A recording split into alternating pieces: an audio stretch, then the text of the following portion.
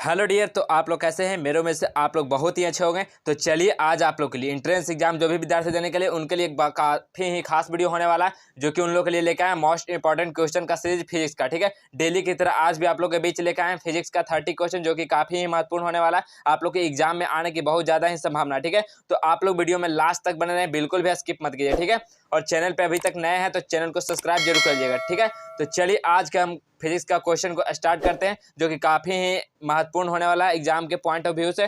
तो आप लोग लास्ट तक वीडियो में बने रहिएगा, वीडियो का स्किप बिल्कुल भी मत कीजिएगा। ठीक है, तो चलिए देखिए नेक्स्ट क्वेश्चन क्या है। निम्न राशियों में कौन सी सदिश राशि है? ठीक है, निम्न राशि में से कौन सा सदिश राशि है? देखिए बताइए आप लोग, कौन सा राशि सदिश राशि है इसमें से?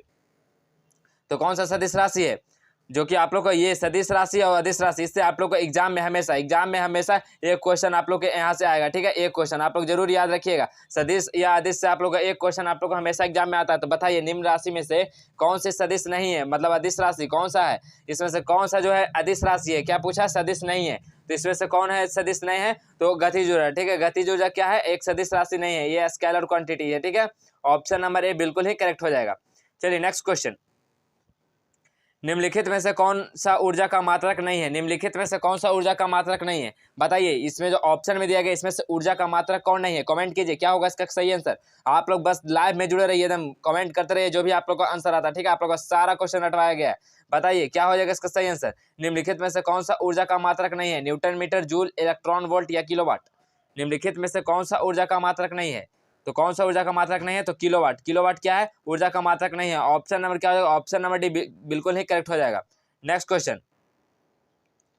आदर्श वोल्ट मीटर का प्रतिरोध होता है। बताइए आदर्श वोल्ट मीटर का प्रतिरोध क्या होता है? आदर्श वोल्ट मीटर का प्रतिरोध क्या होता है? शून्य होता है या शून्य से अधिक होता है? अनंत होता है या अनंत से कम होता है? क्या होता है बताइए आप लोग कमेंट कीजिए। आदर्श वोल्ट मीटर का प्रतिरोध क्या होता है? तो आदर्श वोल्ट मीटर का प्रतिरोध क्या होता है? अनंत होता है। ऑप्शन नंबर सी बिल्कुल करेक्ट हो जाएगा, अनंत, इनफाइनाइट। ठीक है, नेक्स्ट क्वेश्चन देखिए। नेक्स्ट क्वेश्चन क्या है। एक धारावाही चालक को किसी चुंबकीय क्षेत्र के लंबवत रखा गया है, तो चालक पर लगाए गए बल की दिशा क्या होगी? एक धारावाही चालक को किसी चुंबकीय क्षेत्र में क्षेत्र के लंबवत रखा गया है, तो चालक के लगाए गए बल की दिशा क्या हो जाएगी? तो बल की दिशा में कैसा लगेगा? तो लंबवत लगेगा या समांतर या किसी कोण पे या चालक तथा क्षेत्र के लंबवत, वो कैसा लगेगा? चालक पर लगाए गए बल का दिशा कैसा होगा? तो हो जाएगा क्या? चालक तथा क्षेत्र के लंबवत हो जाएगा। ठीक है, चालक तथा क्षेत्र के लंबवत बल लगेगा। ठीक है, ऑप्शन नंबर डी बिल्कुल ही करेक्ट हो जाएगा। नेक्स्ट क्वेश्चन देखिए डियर। निम्नलिखित में से विद्युत का सर्वोत्तम चालक कौन है? निम्नलिखित में से विद्युत का सबसे अच्छा चालक किसको माना जाता है? बताइए, तांबा को, एल्युमिनियम को, कार्बन को या चांदी को? बताइए, बहुत ही इजी क्वेश्चन। आप लोग को हमेशा ऐसा एग्जाम में क्वेश्चन ये सब पूछने को देखने को मिलता है। तो बताइए निम्नलिखित में से विद्युत का सबसे सर्वोत्तम चालक कौन सा है? तो चांदी। ठीक है, चांदी क्या है? सर्वोत्तम चालक है, लेकिन इसको हम लोग को उपयोग क्यों नहीं किया जाता? क्योंकि ये बहुत ही महंगा होता है, क्योंकि इसको महंगा होता है, इस कारण हम लोग इसका ज़्यादा उपयोग नहीं करते। लेकिन ये क्या होता है? विद्युत का सबसे अच्छा चालक होता है। तांबा, एल्युमिनियम ये सबसे ज़्यादा है। ठीक है, तो क्या हो जाएगा? ऑप्शन नंबर डी बिल्कुल करेक्ट हो जाएगा। नेक्स्ट क्वेश्चन देखिए। नेक्स्ट क्वेश्चन क्या है। विद्युत घंटी में जो सेल प्रयुक्त होता है वह क्या होता है? विद्युत घंटी जो होता है उसमें जो सेल का हम लोग प्रयोग करते हैं वो कौन सा सेल का प्रयोग करते हैं? शुष्क सेल का करते हैं या वोल्टियस सेल का करते हैं या डेनियल सेल का करते हैं या लेग्रांजे सेल का करते हैं? कौन सा सेल का उपयोग करते हैं हम लोग? विद्युत घंटी में जो सेल प्रयुक्त होता है उसमें हम लोग कौन सा सेल का प्रयुक्त करते हैं? तो उसमें हम लोग शुष्क सेल। ठीक है, याद रखिएगा, शुष्क सेल का हम लोग प्रयोग करते हैं। आप लोग सारा क्वेश्चन को याद रखिएगा। विद्युत घंटी में हम लोग जो सेल प्रयुक्त करते हैं कौन सा सेल का? तो शुष्क सेल। ऑप्शन नंबर ए बिल्कुल ही करेक्ट हो जाएगा। चलिए नेक्स्ट क्वेश्चन देखिए। नेक्स्ट क्वेश्चन क्या है। दो चुंबकीय बल रेखाएं, दो चुंबकीय बल रेखाएं क्या होती है? उदासीन बिंदु पे एक दूसरे को काटती है या उत्तर या दक्षिण ध्रुव को निकट काटती है या कभी एक दूसरे को नहीं काटती है या एक दूसरे को कहाँ काटेगी? चुंबक की स्थिति पर निर्भर करता है। बताइए, तो दो चुंबकीय बल रेखा किस पर निर्भर करता है? तो दो चुंबकीय बल रेखा जो होता है वो कभी एक दूसरे को नहीं काटती है। ठीक है, कभी एक दूसरे को इंटरसेक्ट नहीं करती है। ऑप्शन नंबर सी बिल्कुल करेक्ट हो जाएगा, कभी एक दूसरे को नहीं काटती है चुंबकीय बल रेखाएं। नेक्स्ट क्वेश्चन देखिए। नेक्स्ट क्वेश्चन क्या है। किसी वस्तु को अवतल लेंस से देखने पर दिखाई देगा। हम लोग कोई भी ऑब्जेक्ट को हम लोग जब अवतल लेंस से उस वस्तु को देखेंगे तो वस्तु कैसा दिखाई देगा? बताइए, तो वस्तु कैसा दिखाई देगा? तो वस्तु हम लोग को दिखाई देगा सीधा और छोटा। ठीक है, सीधा दिखाई देगा लेकिन वो छोटा दिखाई देगा। जो भी बड़ा वस्तु रहेगा, लेकिन हम जब अवतल लेंस से देखेंगे तो वस्तु छोटा दिखाई देगा और सीधा दिखाई देगा। ऑप्शन नंबर बी बिल्कुल ही करेक्ट हो जाएगा। नेक्स्ट क्वेश्चन देखिए डियर। देखिए नेक्स्ट क्वेश्चन क्या है। एक धारावाही परिनालिका को स्वतंत्रता पूर्वक क्षैतिज तल में लटकाने पर उसे सिरों ठहरते हैं। जब हम लोग कोई भी धारावाही परिनालिका को स्वतंत्रता पूर्वक, ठीक है, जैसे स्वतंत्रता पूर्वक कोई भी हम लटका देंगे तो जो लटकाने पर उसके सिरों के बीच क्या हो जाएगा, तो कहाँ पे ठहरेगा, तो बताइए वो क्या करेगा, तो हो जाएगा उत्तर और दक्षिण दिशा में, ठीक है, उत्तर और दक्षिण दिशा में हमेशा होगा, क्या हो जाएगा, ऑप्शन नंबर डी बिल्कुल करेक्ट हो जाएगा, उत्तर और दक्षिण दिशा में। नेक्स्ट क्वेश्चन है प्रतिबल का मात्रक है। प्रतिबल का मात्रक क्या होता है, न्यूटन, न्यूटन मीटर, न्यूटन पर मीटर स्क्वायर, इनमें से कोई नहीं। क्या हो जाएगा इसका करेक्ट आंसर, 10 का करेक्ट आंसर क्या हो जाएगा, प्रतिबल का मात्रक क्या होता है, तो प्रतिबल का मात्रक क्या होता है, न्यूटन पर मीटर स्क्वायर, ठीक है, न्यूटन पर मीटर स्क्वायर होता है प्रतिबल का मात्रक। ऑप्शन नंबर सी बिल्कुल ही करेक्ट हो जाएगा। नेक्स्ट क्वेश्चन की ओर बढ़ते हैं। देखिए नेक्स्ट क्वेश्चन है,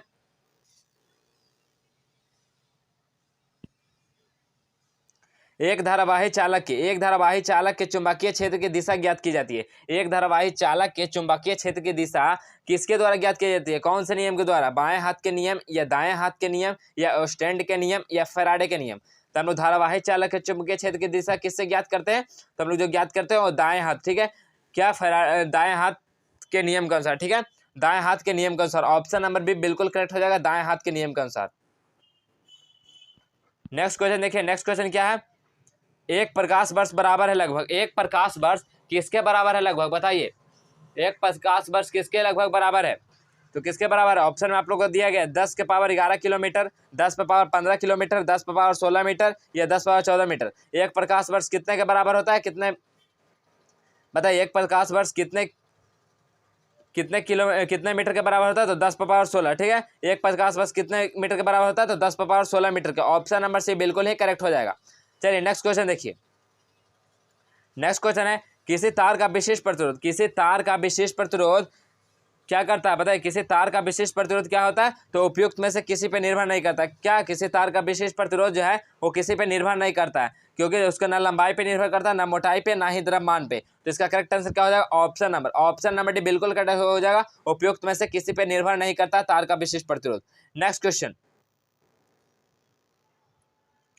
देखिए, नेक्स्ट क्वेश्चन क्या है, किसी पिंड पर जिसका द्रव्यमान 5 किलोग्राम है और 40 न्यूटन का बल लगाने पर उस पर त्वरण उत्पन्न क्या होगा, बताइए। देखिए न्यूमेरिकल बहुत ही ईजी है, किसी पिंड का द्रव्यमान, आप लोग को मास दिया हुआ है, मास कितना है 5 kg आप लोग को दिया हुआ है। यहाँ से देखिए आप लोग को फोर्स कितना दिया हुआ है 40 न्यूटन, 40 न्यूटन। तो आप लोग जानते हो कैसे निकलेगा, फोर्स इक्वल टू क्या होता है, मास इंटू एक्सेलरेशन, निकालना है तो एक्सेलरेशन, तो क्या हो जाएगा, फोर्स बाय मास। तो आप लोग को फोर्स कितना दिया हुआ है, तो फोर्स 40 न्यूटन है और मास कितना है 5 kg, तो कितना हो जाएगा बताइए। तो यहाँ से एक्सेलरेशन कितना हो जाएगा 8 × 40, कितना हो जाएगा 8 मीटर पर सेकेंड स्क्वायर, ठीक है, 8 मीटर पर सेकेंड स्क्वायर, जो कि ऑप्शन नंबर आप लोग को ऑप्शन नंबर ए में देखने को मिल रहा होगा, 8 मीटर पर सेकेंड स्क्वायर, बिल्कुल ही करेक्ट हो जाएगा। चलिए देखिए नेक्स्ट क्वेश्चन क्या है, ए तथा दो, ठीक है, ए या बी दो वस्तु को हम लोग आपस में जब रगड़ेंगे तो बी के कुछ इलेक्ट्रॉन ए में चले गए तो बी पर आवेश क्या हो जाएगा, तो ठीक है, तो वहाँ पे बी का आवेश क्या हो जाएगा, अगर हम लोग दो वस्तु को आपस में रगड़ेंगे तो जो दूसरा वस्तु का जो इलेक्ट्रॉन होगा वो पहला वस्तु में चला जाएगा, तो दूसरा वस्तु पे आवेश वहाँ पे क्या हो जाएगा, तो दूसरा वस्तु का आवेश क्या हो जाएगा, धन हो जाएगा, ठीक है, पॉजिटिव हो जाएगा। ऑप्शन नंबर बी बिल्कुल ही करेक्ट हो जाएगा। नेक्स्ट क्वेश्चन को चलते हैं डियर। देखिए नेक्स्ट क्वेश्चन क्या है, संवेग परिवर्तन की दर निम्नलिखित में से किसके बराबर होती है, संवेग परिवर्तन की दर निम्नलिखित में से किसके बराबर होती है। संवेग परिवर्तन की दर को हम लोग क्या बोलते हैं, तो संवेग परिवर्तन दर को हम लोग बल बोलते हैं, ठीक है, ऑप्शन नंबर डी बिल्कुल करेक्ट हो जाएगा, बल। संवेग परिवर्तन की दर को क्या बोलते हैं, बल, ठीक है। नेक्स्ट क्वेश्चन को चलते हैं, देखिए नेक्स्ट क्वेश्चन क्या है,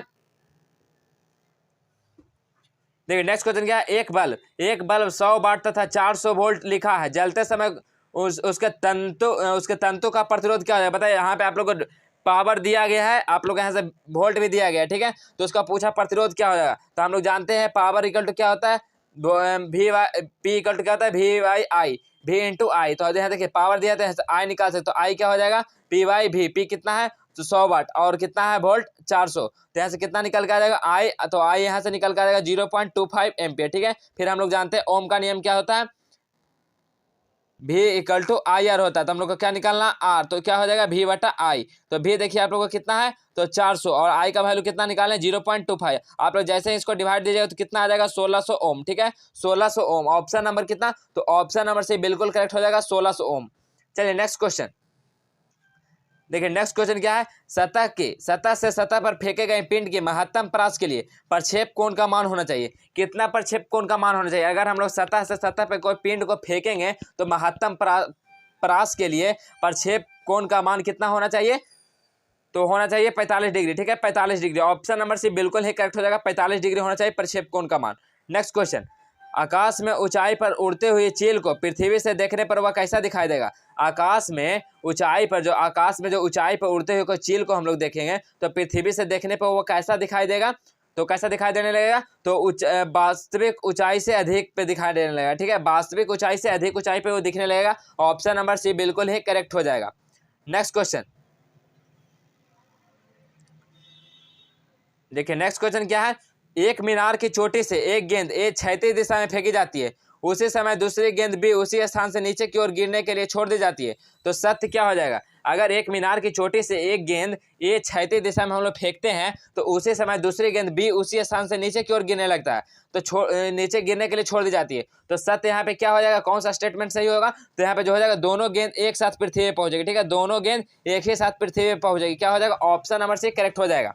नेक्स्ट क्वेश्चन, एक समतल दर्पण के सामने, ठीक है, एक समतल दर्पण, देखिए आप लोग का ये ट्रिकी क्वेश्चन है, आप लोग जरूर इसको अच्छे से ध्यान दीजिएगा। एक समतल दर्पण के सामने 5 सेंटीमीटर की दूरी पे एक लड़का खड़ा है। देखिए यहाँ पे एक समतल दर्पण बना दिया। ठीक है, समतल दर्पण है, यहाँ से कितना? तो यहाँ से 5 मीटर। ठीक है, 5 सेंटीमीटर, 5 सेंटीमीटर पे एक लड़का खड़ा है। ठीक है, 5 सेंटीमीटर पे एक लड़का खड़ा है यहाँ से, और क्या बोला है? लड़के के 10 सेंटीमीटर पीछे एक व्यक्ति। ठीक है, लड़का के 10 सेंटीमीटर, फिर लड़का से कितना? तो 10 सेंटीमीटर। यहाँ पे एक और व्यक्ति खड़ा है। ठीक है, एक और व्यक्ति खड़ा है, तो उस व्यक्ति की दूरी लड़के के प्रतिबिंब से कितना हो जाएगा? तो उस व्यक्ति के पूछा, ये व्यक्ति जो है इसका दूरी लड़के के प्रतिबिंब से कितना हो जाएगा? तो लड़का प्रतिबिंब कितना हो जाएगा? देखिए 5 सेंटीमीटर तो पहले ही इसका समतल दर्पण से दूरी पे है, और इसका प्रतिबिंब कितना बनेगा? तो जितना इधर है जितना अंदर भी बनेगा, तो कितना हो जाएगा यहाँ से? तो 10 सेंटीमीटर, और ये कितना दूरी पे था इससे? 10 सेंटीमीटर पे, तो ये कितना हो जाएगा? तो यहाँ से देखिए 20 सेंटीमीटर, तो लड़का ये क्या हो जाएगा? उस व्यक्ति का दूरी लड़के के प्रतिबिंब से कितना हो जाएगा? 20 सेंटीमीटर की दूरी पे। ऑप्शन नंबर बी बिल्कुल करेक्ट हो जाएगा, 20 सेंटीमीटर। ठीक है, चलिए नेक्स्ट क्वेश्चन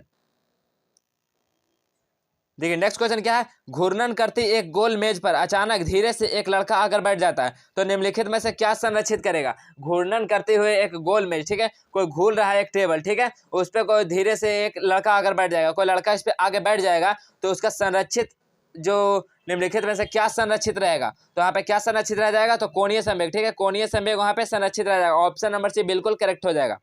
नेक्स्ट क्वेश्चन देखिए क्या है, यदि प्रकीर्णित प्रकाश की तीव्रता आई तो तरंगदैर्घ्य हो, तो वहां पे क्या हो जाएगा? प्रकीर्णित प्रकाश की तीव्रता आई तथा तरंगदैर्घ्य हो, तो वहां पे तरंगदैर्घ्य क्या हो जाएगा? तो इसका जो करेक्ट आंसर क्या हो जाएगा?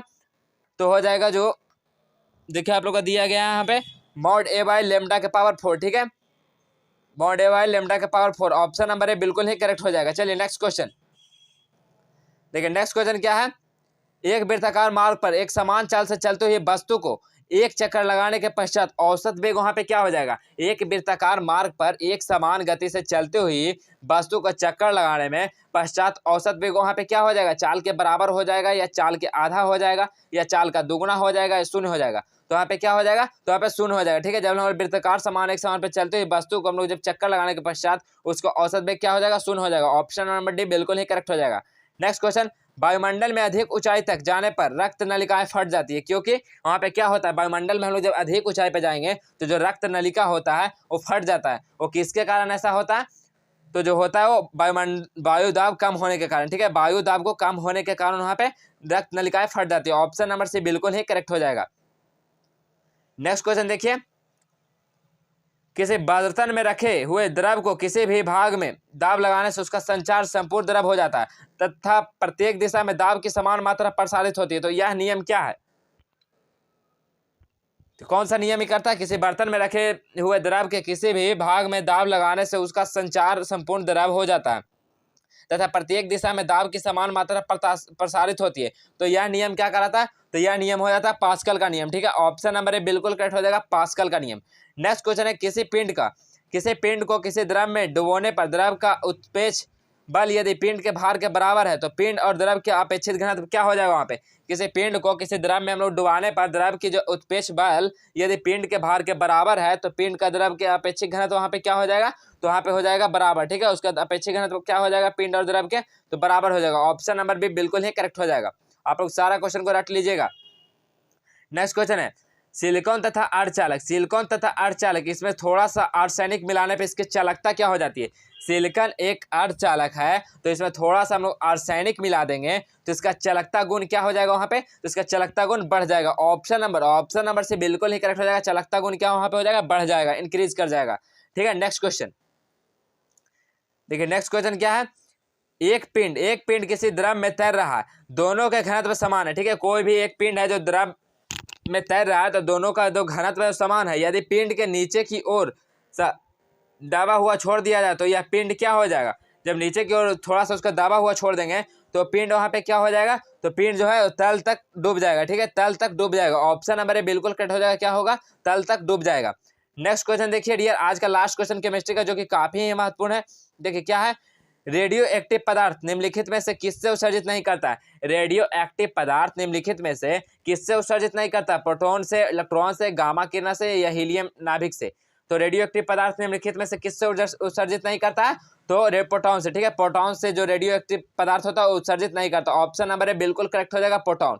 तो देखिए आप लोग के लिए इस वीडियो लेक्चर में आप लोग को 30 क्वेश्चन केमिस्ट्री के जो कि काफी ही VVI क्वेश्चन था आप लोग का करवाया गया। ठीक है, आप लोग इस क्वेश्चन को जरूर याद कर लीजिएगा। आप लोग को एग्जाम में ही सारा क्वेश्चन आने वाला है। ठीक है, अगर आप लोग इससे पहले वाले वीडियो सारा नहीं देखें तो आप लोग इस चैनल पे जाके आप वहां से देख सकते हैं। आप लोग को बहुत ही इंपॉर्टेंट क्वेश्चन करवाया गया, प्रीवियस ईयर में करवाया गया, तो आप लोग जरूर देख लीजिएगा। आप लोग के पास काफी कम समय बचा है, 6 डेज का टाइम है, तो आप लोग को बेहतरीन करना है तो आप लोग जरूर सारा वीडियो को देख लीजिएगा। ठीक है, तो देखिए आप लोगों के लिए जितना भी क्वेश्चन बनाया गया था सारा ही इंपॉर्टेंट था। हम मिलेंगे नेक्स्ट वीडियो में, तब तक के लिए जय हिंद जय भारत।